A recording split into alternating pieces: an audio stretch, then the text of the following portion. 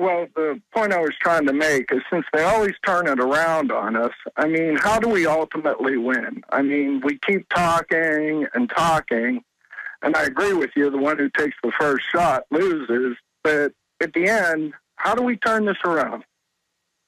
Well, number one, they're going to stage stuff and say we took the first shot. They'll find a federal building with a daycare again and blow it up. There's no doubt that was a federal operation. I'm in the film, and I endorse it. Very powerful. It's got police officers that were witnesses to the government operation who were death-threated, living cops, not the cops they were able to kill, like Terrence Yakey. They got Mr. Browning, Don Browning, and others in there. And I imagine the head of the K-9 unit, a Marine veteran of Vietnam, and he's told, we're going to kill you and your wife if you don't shut up about what you saw, boy. One of the first guys to show up. How's that sound? I mean, you're right. We blew that up, buddy. Now you keep your mouth shut or you're dead. And by the way, when I got him to talk about that first on radio and then in that film, he was gulping on air when he did it.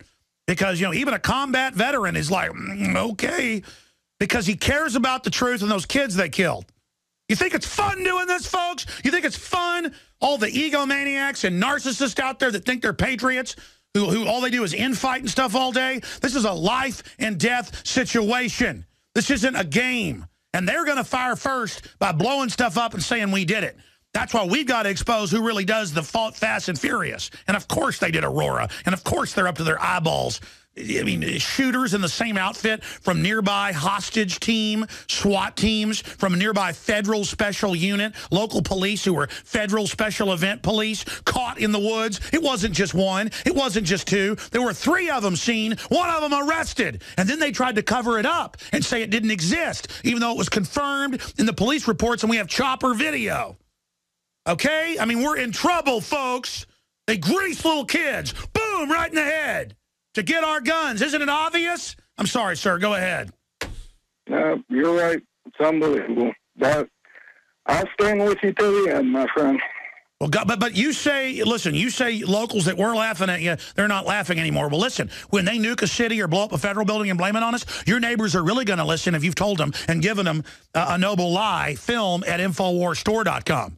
Get that film. Show it to your neighbors so they understand, okay? Yes, sir. Thank you. Thank you. I mean, imagine a veteran cop, Marine Corps veteran, combat veteran. He's on my show. I'm like, all right, the film's coming out. And you talk about how the FBI came to your office and said you and your wife would be killed if you didn't shut up. And he goes, yeah. And he tells the story. And I go, okay, go ahead and tell me the names. Listen, there is a God, and I'm in God's hands. You understand that? And that's why everyone marvels at this show. No one can believe we're on the air. No one can believe this is happening. How could Alex be real? Because it's impossible. Because people can't handle their own fear. The other media people can't handle their own fear. You understand? They can't imagine. There are good police. There are good military. There are good people in media. And it shows there's still good people in America that we're on over 150 AM and FM affiliates. Okay, we can turn the tide, folks, but this is the most hardcore tyranny the world's ever seen. We've got to fight it. We're going to break here in a moment for the rest of the hour. Doug Hagman will be with us. Sorry I've gone to my guests a little late today. You start going a little late to each guest, and it builds up by the end. They're running drills, all of this. Hagman, what is your latest intel from the Northeast Intelligence Network? You're up there. You have the best sources on the East Coast. You said Monday Obama's about to double down, imminent terror attack, and you were right, so here you are. Well, thanks, Alex. And I got to tell you this. According to my sources, there's just so much to this that we're not hearing, that we may never hear about. But I think you've done a great job in breaking things down here. You've got various situations that mirror historical terrorist attacks here in this country. And one thing that I was really concerned about is, you know, with all of the accusations of saying, well, you can't really say this is a false flag attack, or you can't really conclude anything. While that might be a true statement today, you know, are we wrong to be a little bit jaded or a little bit gun shy about what we're seeing here with respect to this incident?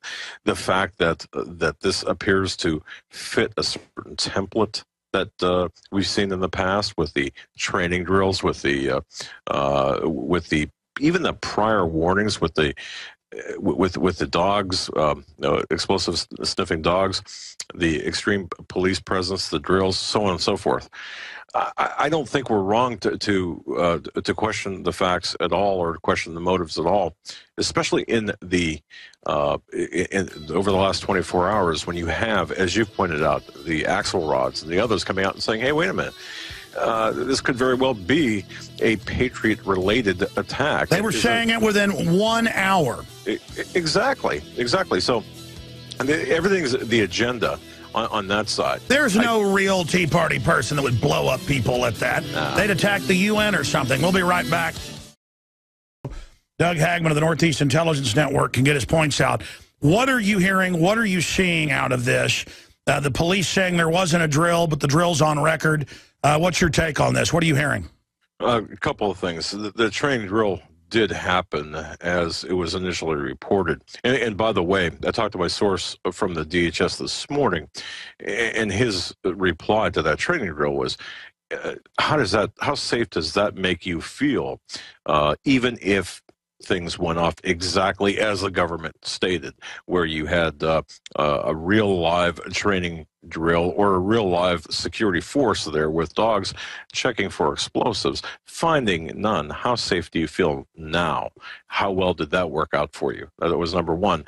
But more disconcerting than that, Alex, as of this morning when I talked to my source, he did say that this was an opening salvo of additional attacks of this nature that he classified in his terminology as diversionary attacks, meaning false flag attacks. At least that's what I got out of that statement. So I think what we're seeing here, based on the most current information I've got, is this is not the end of anything. This is the beginning of a more deadly, perhaps, a series of attacks. We're seeing the beginning of well, it could even be a wag the dog scenario, but a beginning of a campaign to demonize, further demonize the conservative base, to further demonize the people that are patriots. And the fact that this happened on Patriots Day should be lost on no one. The fact that there are other issues related to Boston and freedom should be lost on no one. Clearly, and again, based on my source, I think the most important, if I can say nothing else today for today's broadcast, is expect more and look at these as diversions. And that's pretty frightening as far as I'm concerned. Well said. And I did confirm that last caller was a disinfo operative who's doing a pathetic job, by the way. What he's promoting is 421 views after a few years. But it shows how desperate they are, that we're being swarmed by trolls online at an unprecedented level and on the videos and on air right now. They're very upset about the message we're putting out. And I know you don't like to jump the gun, Doug, but I mean, come on. Every TV show demonizes patriots. Every channel, even Fox, is saying it's probably right-wingers. Whether it turns out to be that or not, they're now mixing Al-Qaeda and right-wingers like it's one thing. And it's just pure demonization when the globalists run Al-Qaeda now. I mean that's not debated. So right. What does your gut tell you this is? And, if your source, who I've talked to, one of your sources, if your source, says he has this information, because I have my sources as well. I mean, if we don't know who's behind it, then how do we know there's more? This is an opening salvo. Oh, no, I totally agree with you on this. And even if someone, for example, even if a member of Al-Qaeda, as you rightfully point out, that it's a creation of our intelligence agencies, even if that turns out to be true, well, number one, how do we know there's going to be more? I agree with that. Number two, the fact that it could be Al-Qaeda for the very reasons that they would state their religious reasons. However, it's going to be exploited to demonize the patriots, constitutional, loving people, and Christians. So it's exactly. It might be real. It might be real terrorists that came over from Mexico. They would cover it up and find some patriot to blame. Oh, exactly. It's almost as if the facts don't matter. It's almost as if everyone is saying, well, yeah, it's the Patriots. It's because of this, this extreme, I don't know, ideology by the conservative base in America that's causing the division in America, when in fact it is the progressive communist globalist one world order people that are causing this, that are creating and exacerbating situations like this. Everything we've seen since, well, even before the last piece of glass hit the pavement in Boston, everything we've seen is an attempt to demonize the very message of ours, the patriotic, constitutional loving Christian conservative base in this country. So expect more of this, and if this doesn't work, they'll do something else. But we have to remember too, we're also involved in a three-dimensional chess game here. We cannot look at this just merely in the context of one event. This happened in the context of other fights, constitutional rights being eroded, the gun grab, confiscation taking place, our economic just devastation that we have here. That's right. So it's a smokescreen from everything else they're doing. And meanwhile, Axelrod says it's probably the Tea Party doing it. Weekly Standard, Young Turks, O'Reilly, Slimeball Matthews, all of them. This just goes on and on. Here's my point. This is why I said this was imminent. Again, every show says that patriots are going to murder you and your family and bomb public events with no evidence or history. Clearly, they're gearing up to do it themselves and blame it on us. That's 101. That's right. 101. And if they do try to say it's al-Qaeda, everybody's going to point out, well, why is NATO arming al-Qaeda then? So I don't see them going with that narrative. But, I mean, maybe the public's so stupid. Maybe they let al-Qaeda in with a bunch of heat-seeking missiles. They shoot down airplanes, and then they go, oh, well, they got them in Libya, and everybody's too dumb to get to know that our government gave them to them. I mean, it's so simple. I mean, I guess the government just stage a bunch of bombings, take over. I mean, it's real simple. Well, I think, Alex, we're in the fight of our lives here. This is the end game. This is for all the marbles.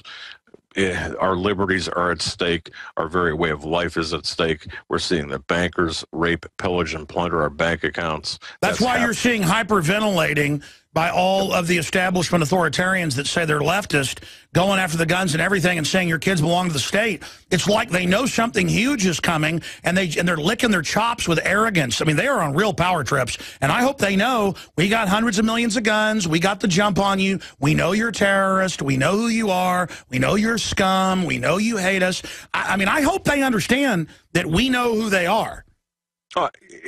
And I think they do, which is why I think we're seeing the reactions that we're seeing. I think that there's, in their mind, they are not leaving anything to chance. There's no single point failure for them. And so we may see in this multi-dimensional chess game, we may see a terrorist attack like we saw yesterday, or an attack or a bombing like we saw yesterday, and then something else take place over in another part of the world. I mean, look, it's just like what we're seeing in North Korea. What's that all about? Well, that's to divert our assets, military assets over there. Well, things can happen in the Middle East. Everything is connected here. I was about to say oil, gold, Russia, right. Europe, China, Japan getting in fights now, North Korea, Iran, putting al-Qaeda in charge of all these countries with Homeland Security and NATO. Everything is going like somebody hit the dominoes. Basically, somebody tripped the dominoes, and the game is in play now. What is it building towards? Well, ultimately, I mean, we are a captured operation. When we can't even have an intelligent conversation about current events, whether it's about the pedigree of our current occupant of the White House, or about what happened in Benghazi, for example, we still haven't gotten any answers to Benghazi. How can the average American expect to get the truth on something like what happened yesterday? We can't. What's this all building to? This is all building to the ultimate things that you talk about, this global domination. It's going to be a situation where they're going to collapse our economy. I mean, this is how it's been told to me. Our economy is going to be collapsed. It's a deliberate economic collapse of the dollar, we are going to be essentially slaves, subjugated to a one world global governance. And I know this is hard to really fathom for some people. It was for me for a long time. But when you see the evidence here, so the bottom line is this: everything that we're seeing is one step closer to the further erosion of our liberties, to the further enslavement of not only us, but our children and our grandchildren. And this is for all of the marbles. This is for the entire power structure of the globe. Something happens here in the United States that further erodes our freedom. Something happens in North Korea. Something happens in Syria. All of this is to a means to an end. And the end is our total and complete subjugation and enslavement to a one world global system of governance, which is why they've got to get rid of. We can't have a police state and an armed citizenry. It just doesn't work out well. So what we're seeing here are methods, are events that will result in a further gun confiscation, further erosion of liberties, and if for example Sandy Hook didn't do it, something else will. No single point failure on the part of those coming after us. Yeah, and let's not forget, they stage Fast and Furious. They do stage false flags. Even CBS reported they got the memos. They were planning to blame the Second Amendment and say, hey, your guns are causing Mexico's problems when it wasn't our guns. And even when they got caught, they still went forward with it. And I mean, you look at Aurora, I mean, that is open and shut, classic MK Ultra, staged, drugged, you know, DARPA program, Pentagon psychiatrist over him. He's in a brain-man interface, machine interface program, just like Theodore Kaczynski was in MK Ultra. That's declassified. But no one ever goes, gee, why was the guy from MK Ultra the reported Unabomber? Because the truth is they just set up these drugged-out mind control guys to be their cutouts, you know, to tell their radical anti-human story. I mean, it's just incredible how the globalists...